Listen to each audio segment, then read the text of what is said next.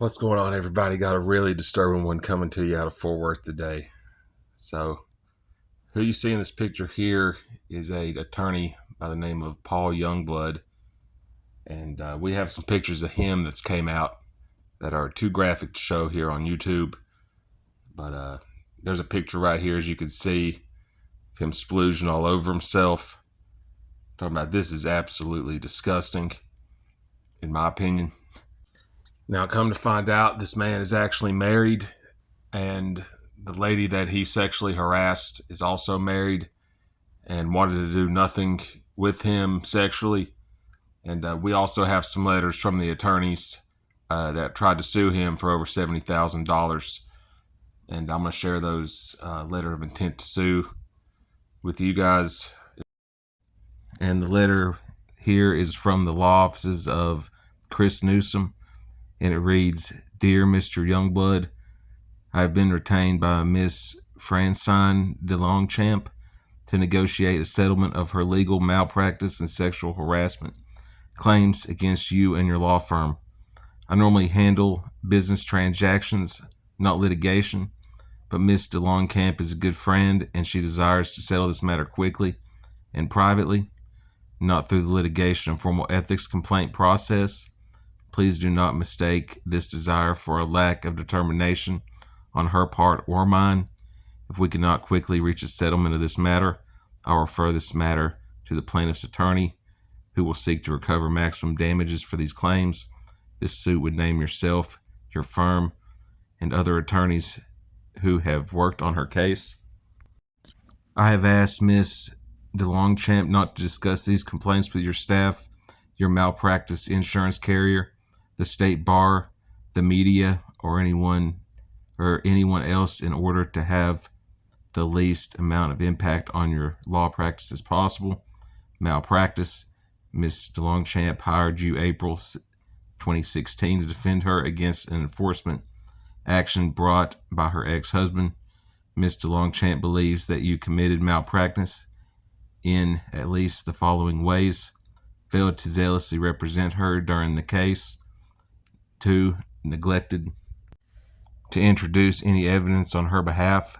This letter is intended to be an offer in compromise, and as to such shall not be admissible into evidence in any later trial under Texas Rule of Evidence 408. All right, next page, 3. Failed to communicate with her on the status of her case. In February 2017, you were asked to represent her to modify the parent-child relationship. Instances of malpractice include, but are not limited to: you failed to conduct due diligence in determining her status as plaintiff or represent in the suit against parent-child representation, SAPCR, filed February 2017. This failure to conduct due diligence caused a procedural error which jeopardized her case and left her in an inferior position. You intentionally delayed the SAPCR hearing. A hearing was not scheduled until 8 months after the original suit was filed. During that hearing, you failed to introduce any evidence on her behalf. Your firm failed to defend her against evidence, including by opposing counsel during this hearing at the mediation held in November 2017, represented by Kimberly Stoner. In addition, Ms. Stoner introduced Ms. DeLongchamp to pay the certified funds, the outstanding medical arrears to her ex-husband instead of the OAG as required by the OAG, and OAG is now demanding a letter from your firm to verify that instruction. Mr. Longchamp has requested this letter from Ms. Stoner, and it has not been provided to this date. 5. You intentionally delayed the signing of the final order agreed to at the November 2017 mediation until February 26, 2018. The delay caused her to remain vulnerable to additional enforcement action by the Office of the Attorney General of the State of Texas. You failed to include OAG as a party to the SAPCR. You failed to produce client documents and client account record of fees and expenses after being requested multiple times, both orally and by email.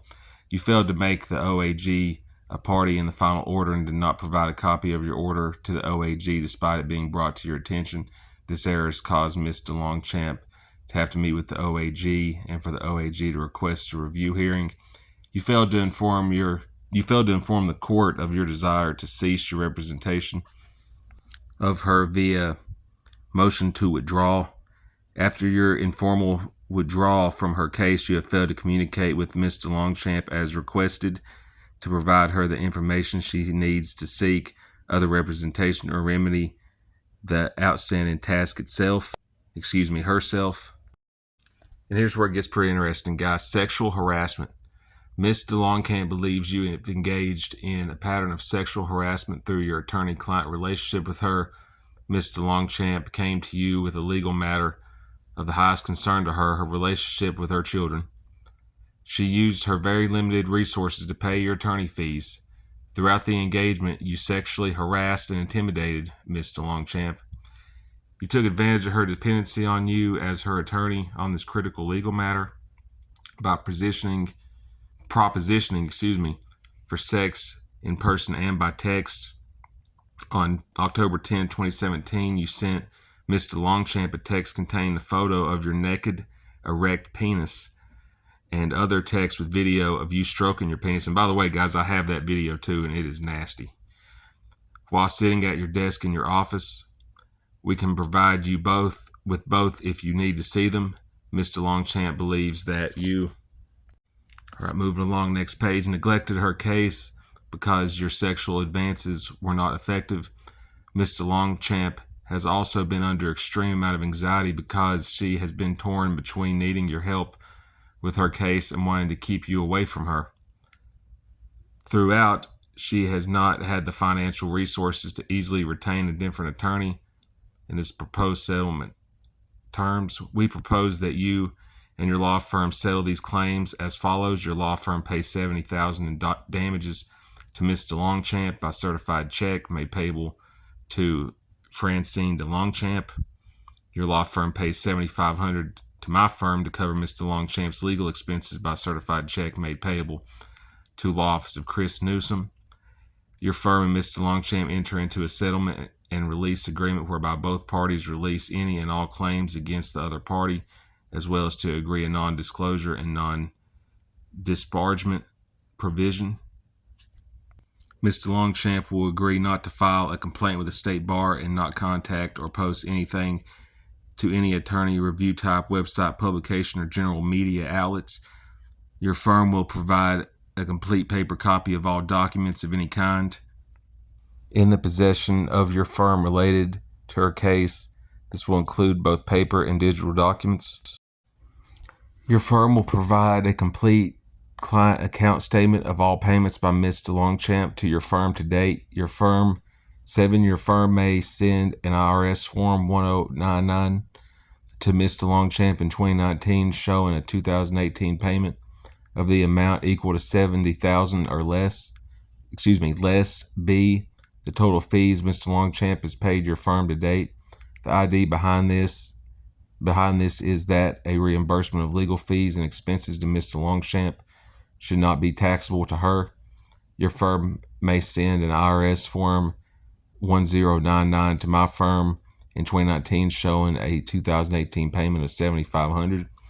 I urge to contact me as soon as possible to discuss the drafting of the relevant documents and the delivery of the payments and documents. If you fail to work with me to complete items I through 6 enlisted above by October 5th, we will engage a plaintiff's attorney to file a lawsuit against you, your firm, and other staff that have worked on Mr. Longchamp's case, as well as to file 2 ethics complaints with the state bar on the malpractice of the sexual harassment claims. And then it says, regards, Chris Newsom. And I also have the response from the law firm of Youngblood, the guy who likes to send naked pictures to his clients. And they don't deny it either. Here's the report from them. Now, this is from the offices of Elizabeth Palmer in response to the sexual allegations made against Youngblood, which there's evidence he's guilty as hell. There ain't no doubt about that. But it says, Dear Mr. Newsom, I'm in receipt of your settlement proposal dated September 21st, 2018, relating to the allegations made by Miss DeLongchamp, your client, against Mr. Youngblood. My client, Mr. Youngblood, will offer no settlement in this matter on either of the legal malpractice claims of the alleged sexual harassment claim. Mr. Youngblood disputes the allegations in relation to his representation of your client, while attorney-client privileges prohibits him, until the filing of a lawsuit, from discussing the communication between him and Ms. DeLongchamp regarding her previous enforcement or modifications. I would point out to you that the available public record contains a medical settlement agreement dated November 13, 2017, approximately a month after the alleged sexting incident reportedly delayed my client's representation, signed by your client with the direct representation that she was doing so of her own free will, was not under any duress. That is to say, the result obtained by my client in this matter came from a MSA your client entered into voluntarily, and you are doubtlessly aware legal malpractice requires a finding that but for the alleged wrongful or negligent act of the attorney, the client would have achieved a better result. Your client agreed the result she received in writing. In short, you have no claim for legal malpractice. As to your client's allegations of sexual harassment, no such claim exists in Texas outside the workplace. That is false, guys. Sexual harassment is a crime in Texas, and sending pictures of your penis to a lady that does not want it is a Class A misdemeanor. So moving forward, at best, your client could assert a claim for intentional infliction of emotional distress. I'd point out, however, that there is case law exactly on how to point on this issue.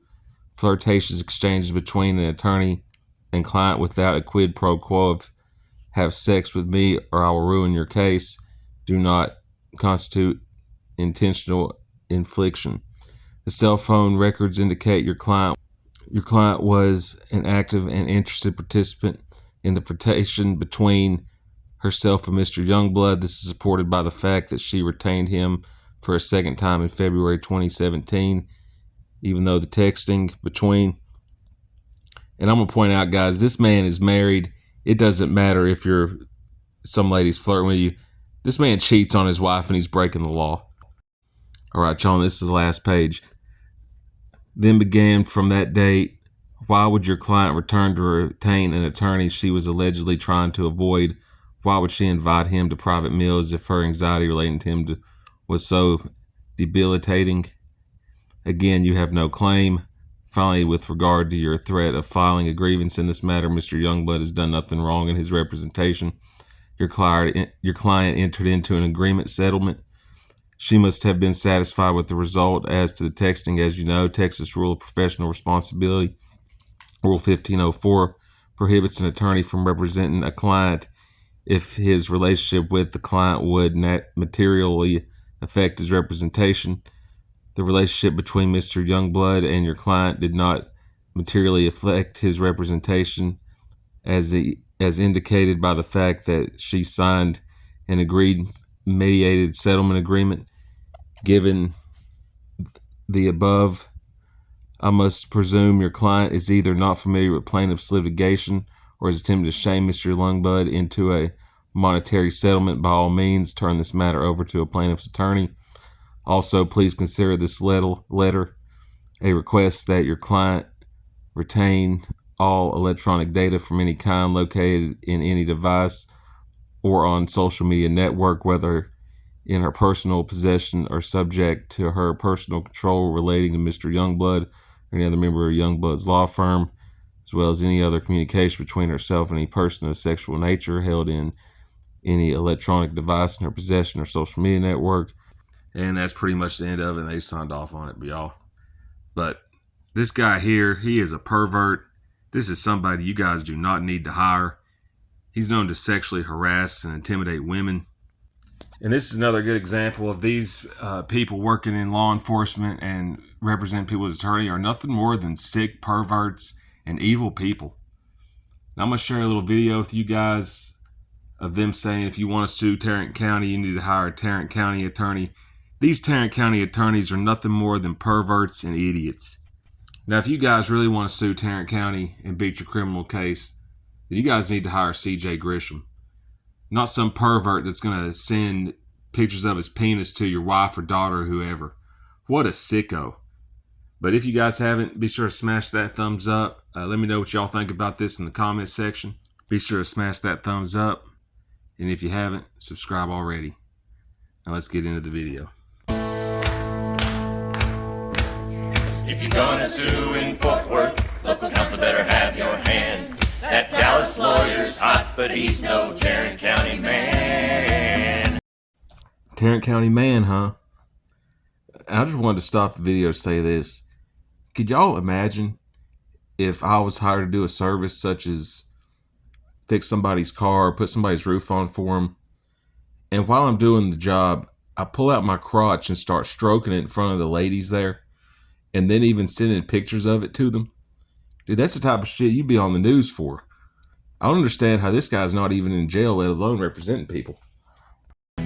So straighten up your tie, put on your boots, and take a chance. If you're gonna sue in Fort Worth, local counsel better have your hand. Well, it looks like something's definitely straightened up and is definitely in somebody's hand. Man, these people are sick.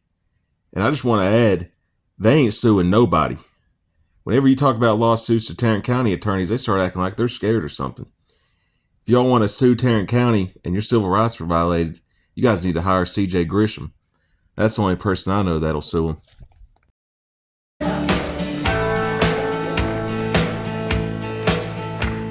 This asshole came from Houston. He put on quite a show. He was dressed in Ferragamo. What's he wearing? I don't know. He objected and asked for sanctions, and the judge looked down his nose, threw down his gavel and said, "Oh, hell no."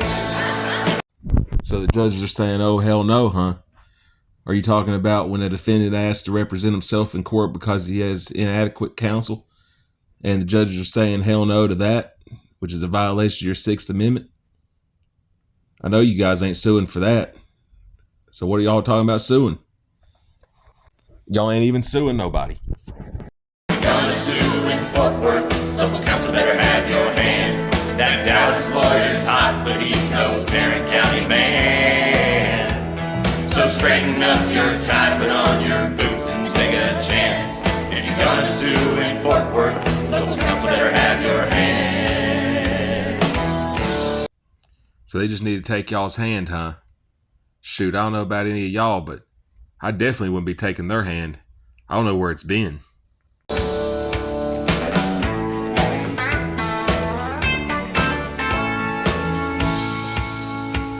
So my local pal from Fort Worth shimmied up to set things straight. That judge sure was happy when she laid out the case. Say you can't count on strangers, but maybe it's who you know. 'Cause she went over that judge in one short LO. Well, whoever she is, tell her to lay this case out for her. You got an attorney, Paul Youngblood, who's apparently stroking his penis to female clients and sending pictures of it to him. We got the proof. Why don't y'all lay that case out, huh? If you're gonna sue in Fort Worth, local counsel better have your hand. That Dallas lawyer's hot, but he's no Tarrant County man.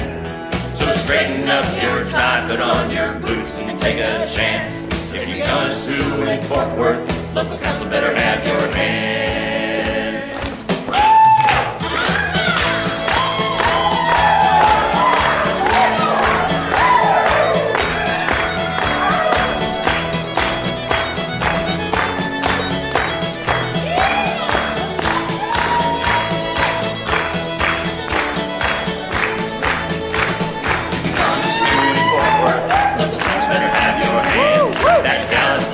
Hot, but he's no Tarrant County man.